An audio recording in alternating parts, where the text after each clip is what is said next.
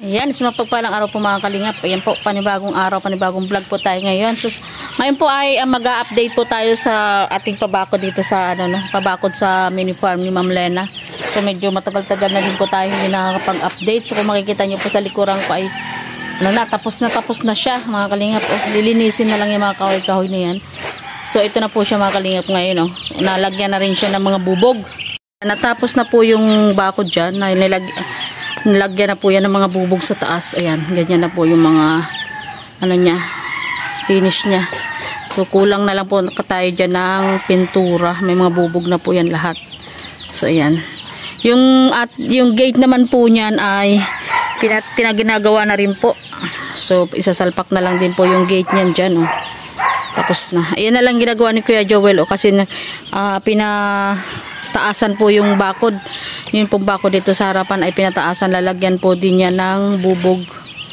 So dati po kung makita niyo yung white na nasa baba, yan lang po yung bakod niya. Yung pinadagdagan po yan hanggang taas na. Mataas na po siya. Yan po ang design niya sa harap. So yan, paikot na po yan.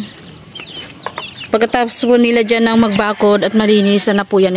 Malinis na po itong paligid natin. So yan po, paikot na po yan mga kalingap na nalagyan na po ng bubog. Yun na lang pong hinabol. Yun na lang po ang kulang.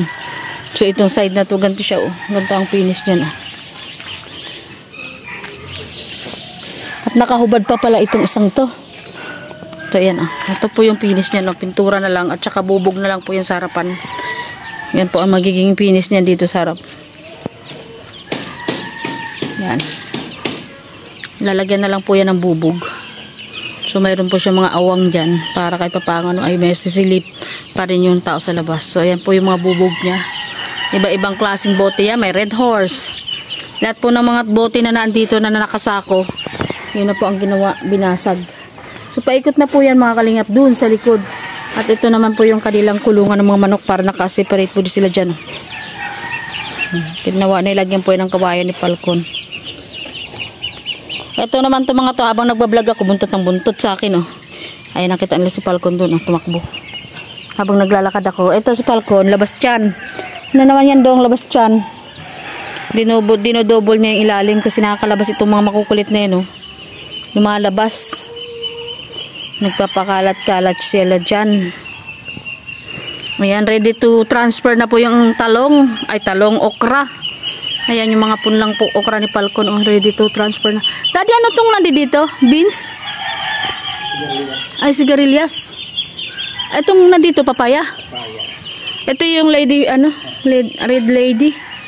Ayan, mayroon po palang red lady papaya si Falcon. Yung maliit lang, mababa lang siya pero malalaki ang bunga. So ayan, ready to transfer na po yung kanyang mga okra. At ito na po ang ating kamote.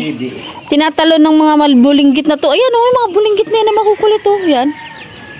Yan, pag natapos na ni Falcon yung baba na yan, kasi nakakalabas sila dito sa ilalim. Yan, dinodouble na ni Falcon sa baba. Para hindi sila makalabas. So ayan pag naipasok na yan, magpe-fertilizer na po tayo dito sa ating mga okra. Meron tayong fertilizer dyan. Saka yung ating kamote. Gumagapang na rin. Tinatalon po talaga nila ito. Tinaas ko na ito ay. Tinatalon ito ng mga patong malilinggit. So ayan, kapal na. Ilang panahon na yan. Lilipat tayo na dyan ng pangtanim uli. Tingnan mo. Tinatalon talaga nila Yan, 'di ba? Makulit. Yan, konti na lang. Magsaya kayo ngayon. Malapit na kayo makulong. Tinatalon talaga nila. Makukulit talaga yung mga bulinggit na yan Yung nanay nila nasa loob, nandun sa loob. Sila lang nandito aray ko. Tinatukain pa ako. Naapa ka na nga kita. So ayan na. Yan na, ang kapal na yung ating mga kamote. Pag nakapasok na po yan sila dun sa loob, magtataniman na natin yung side niya so may mga pagitan ng saging. Pwede na tayo magtanim dyan. Siguro dyan na ilalagay yung yung okra. Pwede na dyan yung okra, daddy? Ha?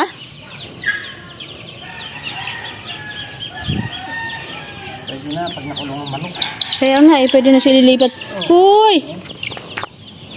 Ang liliit nitong tatapang. Sila nag-aaway. So yan, ang ganda na po ng paligid. Ang linis na oh.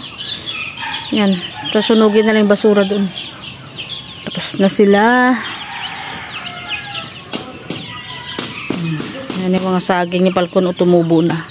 So yan, pagitan na ng mga saging pwede na yan. Tsaka itong mga yellow bell knit Falcon dito, pwede na ilagay yan dyan sa gilid. Sa gate yata niya yan ilalagay. So, ganyan na ang linis na po mga kalinga po. Yan. So, ayan po ang update ng ng mini farm ni Ma'am Lena Barbose. Napakalinis na po tingnan. Ang ganda na niya. Pintura na lang po ang magiging kulang yan. Tsaka pagsalpak ng gate. So, yan. Lilinisin na natin yung paligid na yan. Pagka natapos na lahat yan, isasako itong mga graba.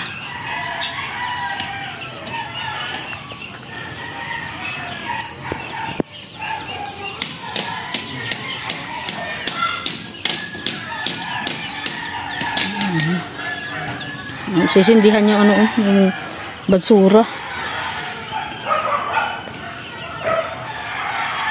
Pinakipan po yung taas na yan kasi umuinit na umuulan kanina. Kaya ayan. Wala kayong ginawa kundi mag-away-away itong mga sisiw na ito. Yung mga ducklings. Ayan. Ngayon po ay magpapakain tayo kay Intoy Biik. Kay Bibiik. Magpapakain tayo kay Biik. Malamang ang itsura ni Biik ngayon kalabaw na naman. Maghapon na naman siyang naglamaw sa putikan. Tingnan natin, silipin natin si Intoy. Sigurado po, maghapon na naman siyang naglamaw dun sa tubig. Sa putik. Yan, nakaluto na po ako ng kanyang pagkain. Yan. Ito na po yung mga saging ni Falcon o mga lakatan. Kaya punit-punit po ang dahon niyan kasi tinatalon po ng mga ducklings na makukulit. Makukulit ng mga ducklings. So, lalabas tayo sa gate. Ano po ang gate? O, ayan o, tinapos yan. Kasi pinadagdagan yan di Falcon dyan. Dahil hanggang dyan po yung muhon. Ayan o. Nag-adjust siya dyan sa gate. Para may buwelo yung sasakyan. So, yan. Bukas iyan na lang gagawin nila yung labas. So, silipin natin dito si Intoy bago tayo magpakain. Naluto ko na po yung kanyang pagkain. Sabi ko na nga, napakadumi mo na naman. Kasi kukuha ko ng pagkain mo. Nakakukunin na nga natin yung pagkain niya. Po, mga kalinga, pakakainin natin itong hapunan. Yung kanya pong pagkain ay yung niluto ko na na gabi.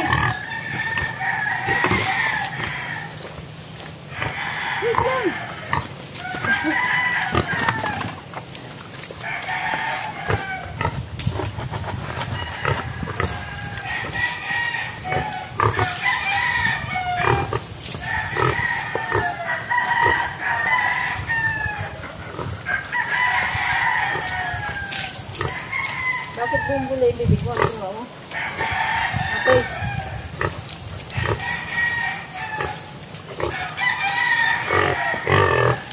Wait lang!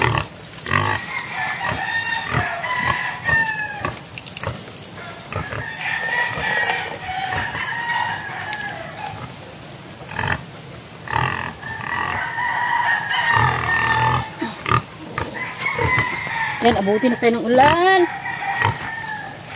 Okay.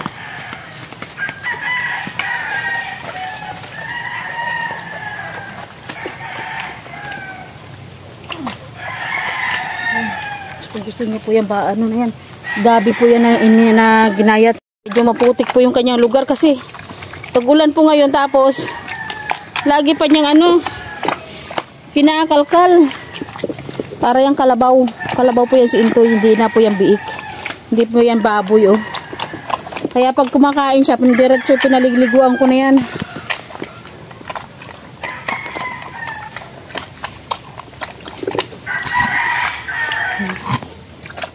Dumi-dumi oh. Bukas na naman uli. Bukas na naman uli ang paligo namin dalawa.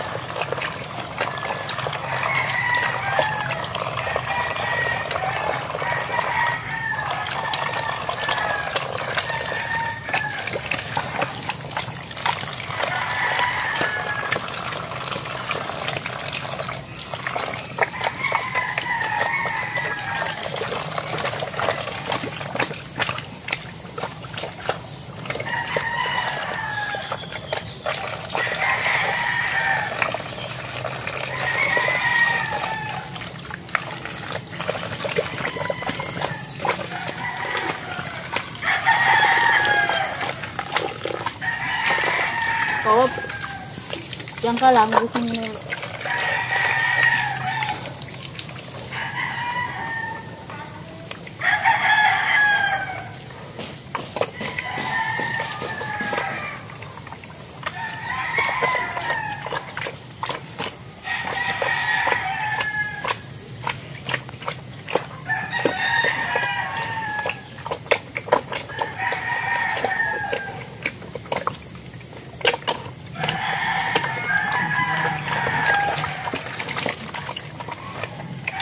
Yan. Tapos magluluto po tayo ngayong gabi para naman po sa almusal niya bukas. Yan, meron na po ako doong mga kinuha na mga pako.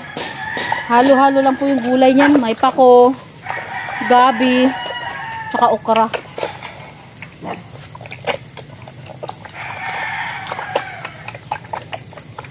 Bukas po umaga na po natin sa paliguan mga kalingap. Kasi gabi na.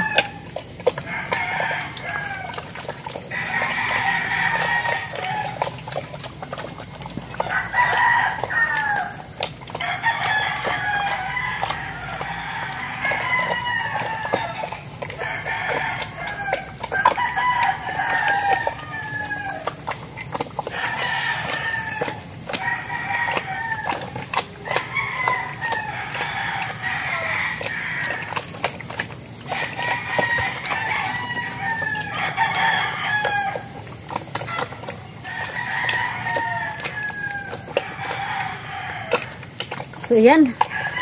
Kapasok na po tayo. Umuulan. Yan, dinig yung kanyang pagngangasab ng gulay. So, yan po mga kalingap. Yan po mga kalingap. Yan po muna yung update dito sa mini farm ni Ma'am Lena Barbose at update po natin kay Intoy. So, yan. Thank you very much po sa walang sawang pagsuporta sa aming mga video ni Rich Falcon. Ayan, kung hindi pa po kayo nakaka-subscribe sa aming channel, please po, pakisubscribe po ng aming channel, pakishare po ng aming mga video. Ayan, like po natin, share. Huwag po tayo skip ng ads, ayan, para po marami pa tayong natutulungan po ang kalingap. Kung napapanood nyo po yung aming mga video ni Falcon, marami po tayong pinupuntahan sa mga bundok na hindi pa po nararating dahil nandun po sila sa mga liblib na lugar. So ayan po, maraming salamat po sa inyong lahat and God bless. Shoutout po kala Kuya Bal Santos Matubang at Edna Vlogs and Kalingap Rab. Ayan, thank you sa inyong lahat. Love and care, The Q's, Team Golden Heart, Team Dungaw, Team Support, Team Rescue at sa inyo lahat. Sa ating mga tita dyan na walang sawang sumusuporta sa atin, sa ating mga kababaeng FW. Maraming salamat and shoutout po sa aking family dyan sa Kogyo. Ayan, Alatiit family, Ben family, ayan, Elmido family, shoutout po sa inyong lahat. And Bernardo family, ayan, shoutout. And sa lahat po na naan dyan, ayan, thank you po sa inyong lahat na walang sawang sumusuporta sa amin ni Rich Falcon. God bless, shoutout po sa Team Bungisngis. God bless po and bye-bye. Thank you.